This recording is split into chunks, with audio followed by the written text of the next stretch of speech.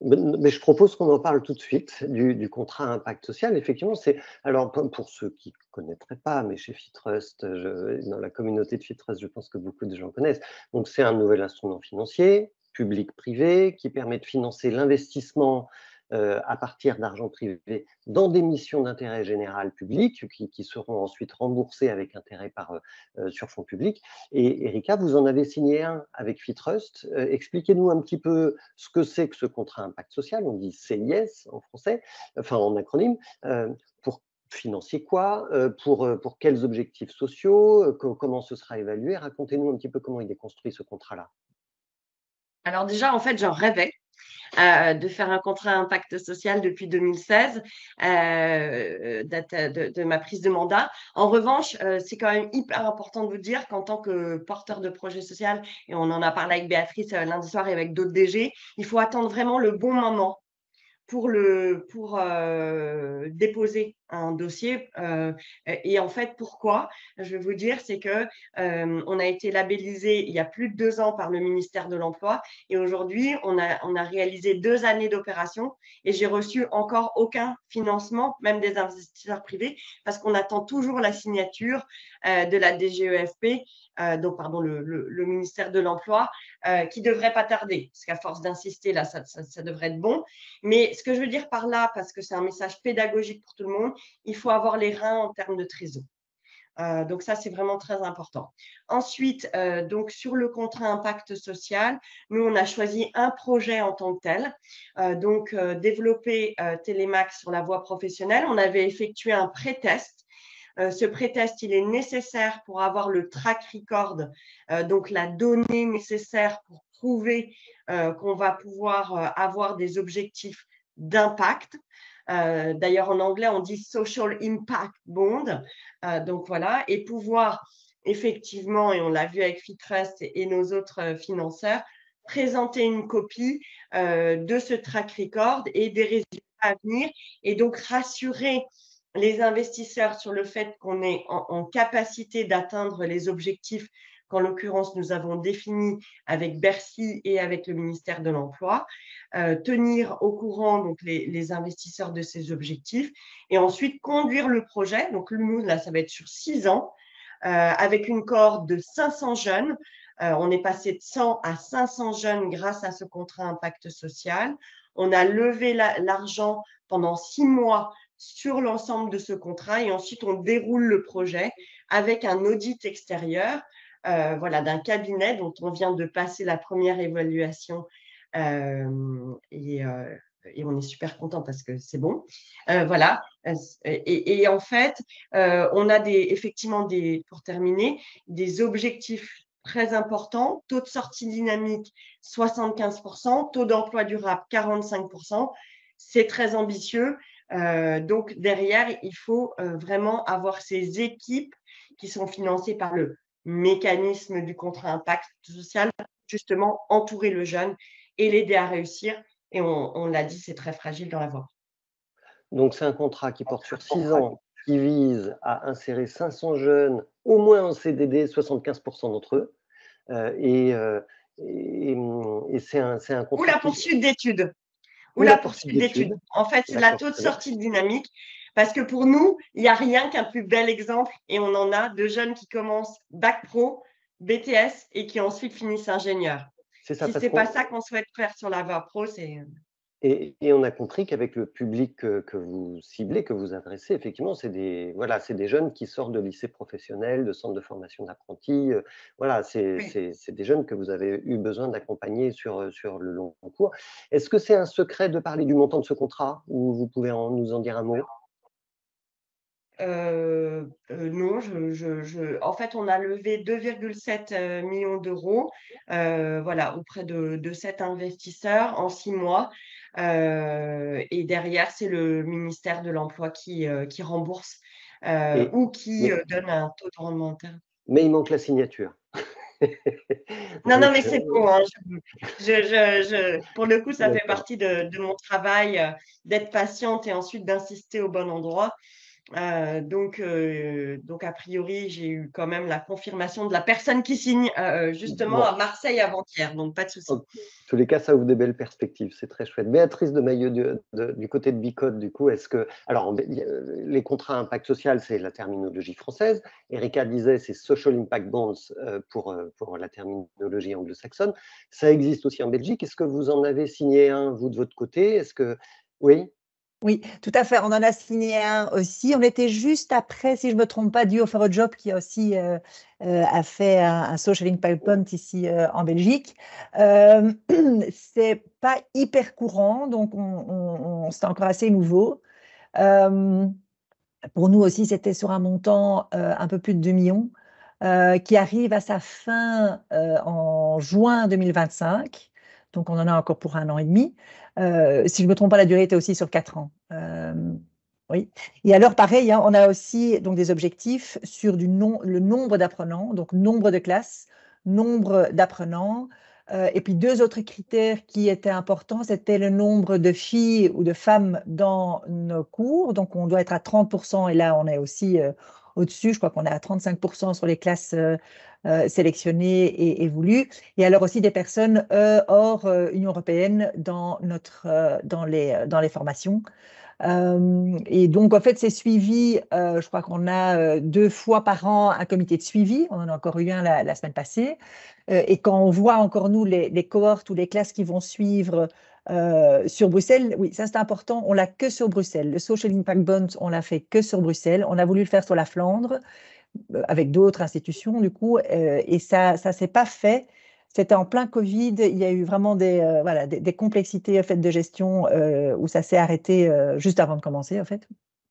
Et en fait, quand on fait l'analyse, nous, vers les objectifs, on y arrive. Donc, on va arriver tout à fait dans l'objectif des 450 personnes dans ces cohortes-là, de minimum de 30% des personnes hors Union européenne. Mais alors, la question se pose toujours, et après? Et après, on fait quoi? Le Social Impact Bond est censé pouvoir financer quelque chose d'innovant et pouvoir montrer qu'un système fonctionne.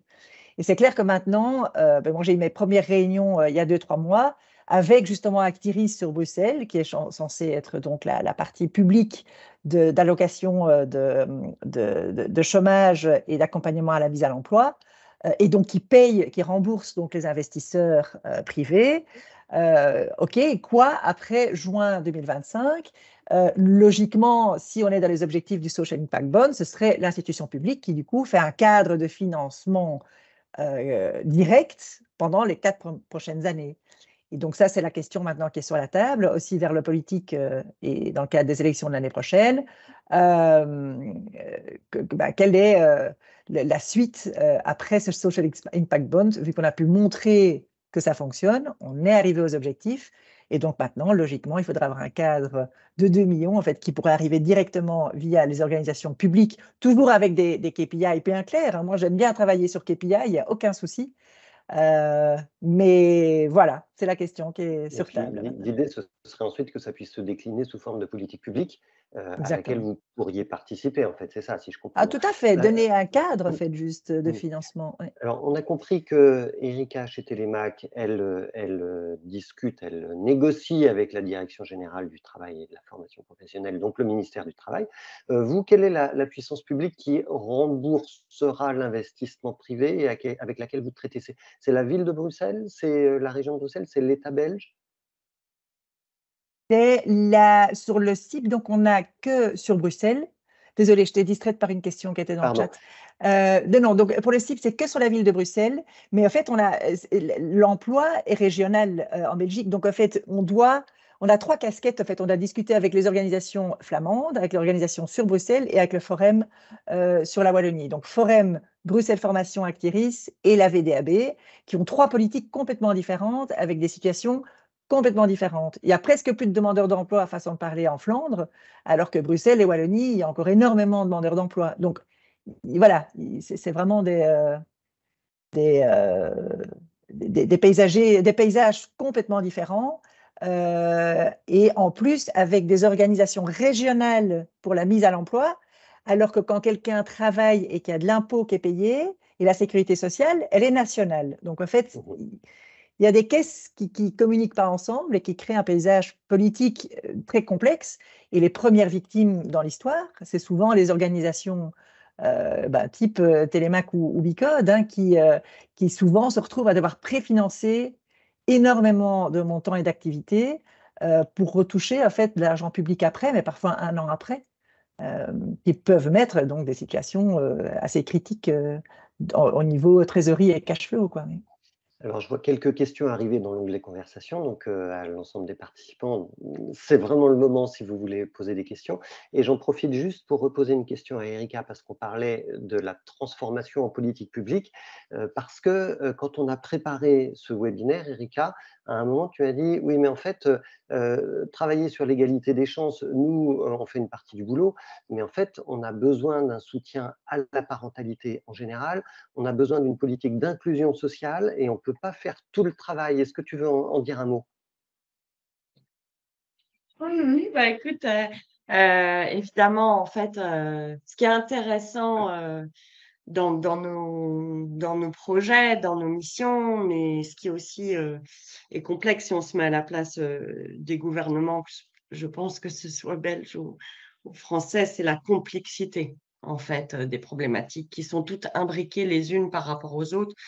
Donc, le contrat impact, c'est vraiment de la préfiguration de politique publique. C'est pour ça, comme l'a dit Béatrice, on a des objectifs, des KPI, et derrière, on donne cette data pour contribuer à la réforme de politique publique.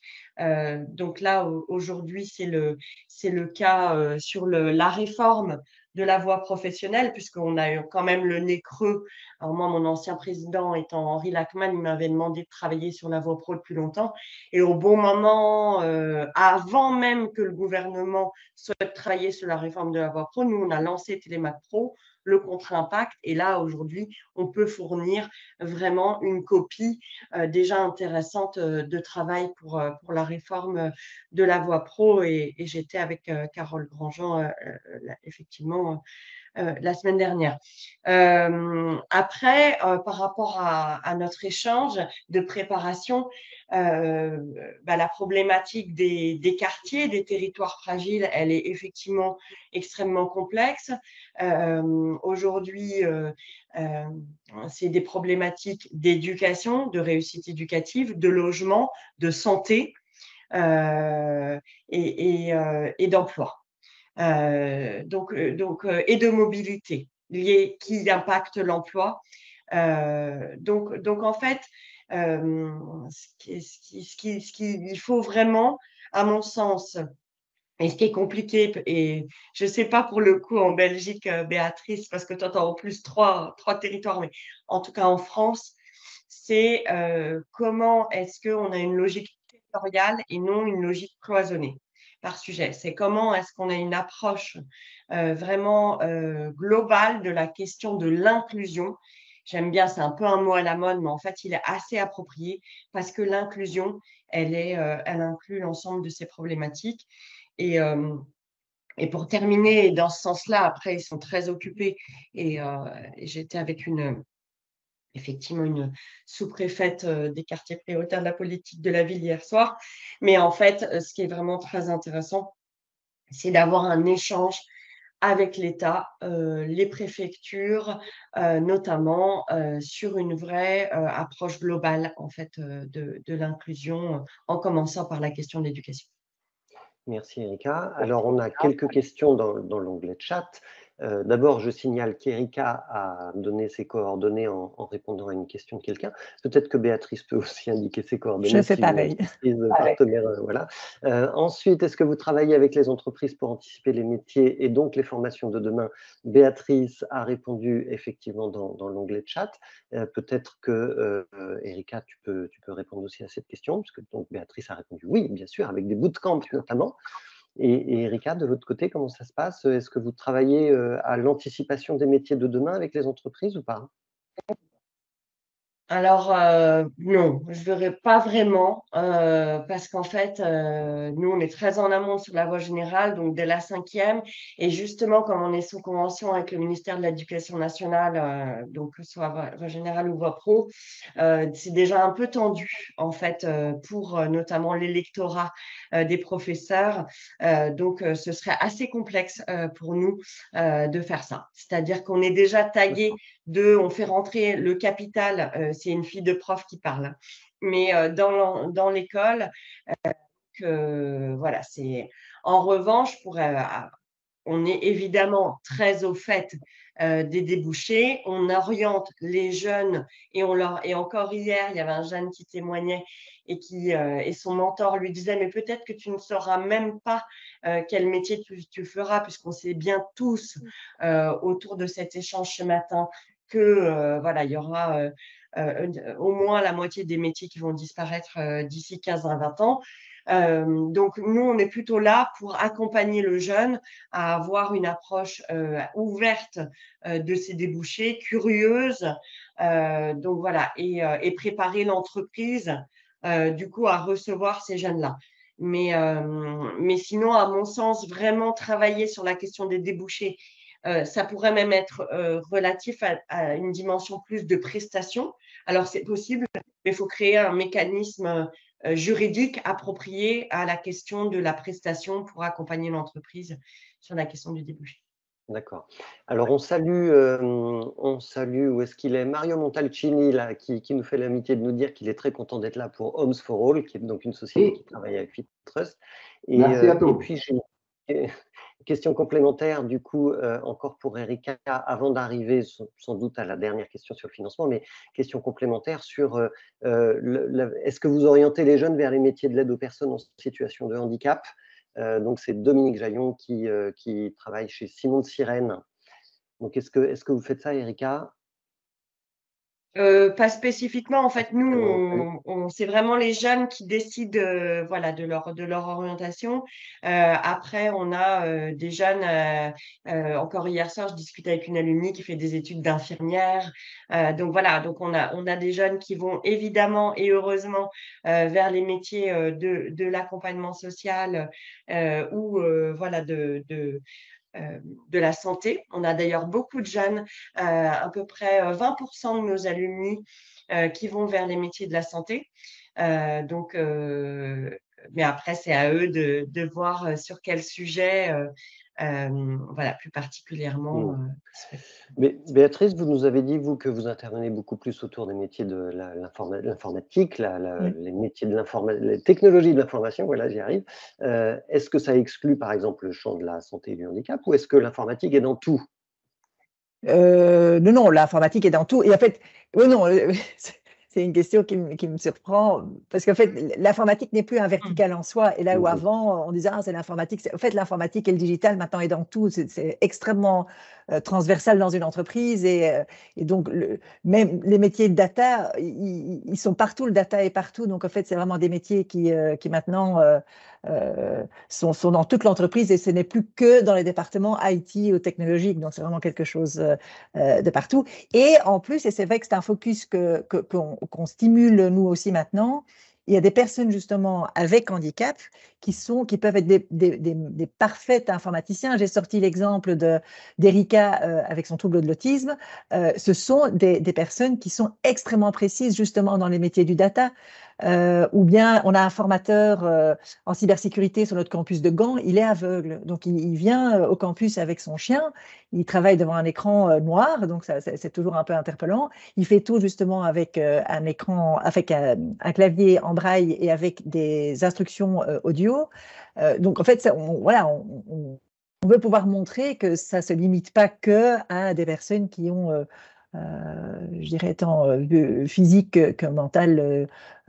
Voilà, donc ça peut être très très large, et voilà, je crois que c'est important que les entreprises et se rendent compte que attendre le mouton à 5 pattes, il n'y en a plus, et que justement ça permet d'avoir cette diversité dans les entreprises qui est une diversité réelle de la société, parce que voilà, la société aujourd'hui, c'est pas que des hommes ou des femmes blanches ou de bonnes études. Voilà, donc c'est être le miroir de la société en fait.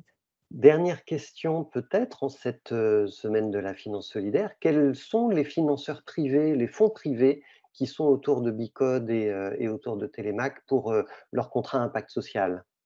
Béatrice. Donc nous, le CIB a été organisé, je l'avais mis aussi dans le chat, hein, le CIB a été donc organisé par COIS, donc coordonné par COIS, et on a une quinzaine, nous, d'investisseurs privés derrière cette organisation de COIS. Et donc, comme je le disais, nous, on a aussi dans nos investisseurs de notre entreprise commerciale sur laquelle donc, on a ce ruling de transfert entre la SRL, donc l'organisation commerciale, et l'organisation sans but lucratif qui fait donc toutes les activités de formation. On a Fitrust, donc bien sûr, Impact Capital, qui est bien connu en Belgique, le Crédal, et alors aussi la SFPI, qui est le fonds fédéral souverain qui a investi, qui a tout un pilier maintenant aussi à impact, et donc qui voulait investir dans ce style de projet. Merci Béatrice. Et Erika, du côté de Télémac, quels sont les fonds privés qui… Oui, je suis en train de vous le mettre. Effectivement, on a souhaité, d'ailleurs c'est aussi un vrai sujet, avoir, et j'oublie personne, 1, 2, 3, 4, 5, 6, il y en a 6 là. 1, 2, 3, 4, 5, 6. Oh, pardon, c'est toujours là plus gaffe. Hein. Donc, excusez-moi, je prends précaution. On peut fâcher avec personne. Voilà, mais surtout que, en fait, ça a été une vraie décision, un vrai souhait que nous avons pris déjà d'aller voir Fitrust parce que j'avais vraiment confiance dans Fitrust et je connaissais Olivier et son équipe voilà, depuis longtemps, mais c'est vraiment pour nous important sur ce CI et puis même globalement de dépendre, excusez-moi, de personne. Et autant on peut avoir des discussions stratégiques, avoir des soutiens importants, mais sur ce contrat impact et de façon globale, on a préféré avoir plusieurs investisseurs plutôt que de se limiter à 2, 3, également pour avoir des discussions équilibrées voilà, dans nos comités de pilotage, dans notre stratégie, mais ensemble co-construit, mais équilibré. Eh ben, merci beaucoup Erika, merci beaucoup Béatrice pour vos réponses, vos témoignages, vos interventions. Et je vais passer la parole à Stéphanie de Beaumont pour le mot de la fin. Merci. Bon, écoutez, merci beaucoup pour la richesse de ces échanges. Je crois que vraiment on a mieux compris ce que faisait Télémac et Bicode face à ce défi qui nous concerne tous de l'insertion des jeunes. Et je crois que Erika et Béatrice pour la Belgique ont bien parlé de ce blocage de l'ascenseur social et à quel point il fallait le débloquer et des solutions qu'elles développaient, elles, dans leurs organisations, justement, pour débloquer cet ascenseur. Ces débats, en fait, qu'on organise, c'est le 8e, toujours en coopération avec Frédéric, que je remercie aussi également. Ils ont vraiment pour objectif de mieux vous faire comprendre la valeur ajoutée sociale que créent ces entreprises que nous finançons. Voilà, pour ceux qui veulent avoir un impact social et investir via l'entrepreneuriat, pour tous ceux d'entre vous qui veulent allier l'efficacité de l'entreprise avec la centralité d'un objectif d'impact social, je crois qu'on l'a bien compris ce matin. Nous venons d'ouvrir une nouvelle part au sein de Fitrust Partenaires qui porte ces investissements. Donc, on reste à votre disposition si vous souhaitez investir avec nous. Et puis, pour ceux qui n'ont pas pu être là ou qui ont dû partir avant, ces débats seront disponibles en replay sur notre chaîne YouTube. Merci beaucoup.